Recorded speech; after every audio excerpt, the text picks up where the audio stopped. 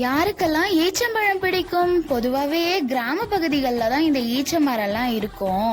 இதை சாதாரண பழமாக தான் நினைப்போம். ஆனால் ஈச்சம்பழம் சாப்பிட்றதுனால எலும்புகள் வலுவடையுமா? ஏன்னா இதில் பொட்டாசியம், கால்சியம், பாஸ்பரஸ் போன்ற சத்துக்கள்லாம் நிறைந்து இருக்கிறதாம்.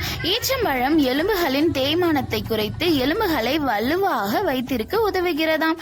அப்புறம் உடல் எடையை அதிகரிக்கணும் அப்படின்னா ஈச்சம்பழம் சாப்பிடுங்க. இதில் உடல் எடையை அதிகரிக்க கூட சக்தி உள்ளது. ஏன்னா இதில் கலோரிகளும் சர்க்கரையும் அதிகமாக உள்ளது. இதனால் உடல் எடையும் அதிகமாகும். அப்புறம் என்னன்னா ரத்த சோகையால பாதிக்கப்பட்டிருக்காங்க இல்லையா, அவங்களுக்கு ஒரு நல்ல மருந்தா பயன்படுகிறது. கண்ணில் பிரச்சனை உள்ளவர்கள் கூட இந்த பழத்தை சாப்பிடலாம். ஏன்னா கண் பார்வை மங்குதல், மாலைக்கண் நோய் இந்த மாதிரியான பிரச்சனைகளை தடுக்க உதவுகிறதா. ஈச்சமரம்லாம் எங்க அதிகமா இருக்கும் அப்படின்னா ராமநாதபுரம் மாவட்டத்துல பல ஊர்களில் அதிகமா கிடைக்கும். கோடையிலும் வறட்சியிலும் கொத்து கொத்தாக வளரக்கூடிய ஏராளமான ஈச்ச மரங்கள் உள்ளன.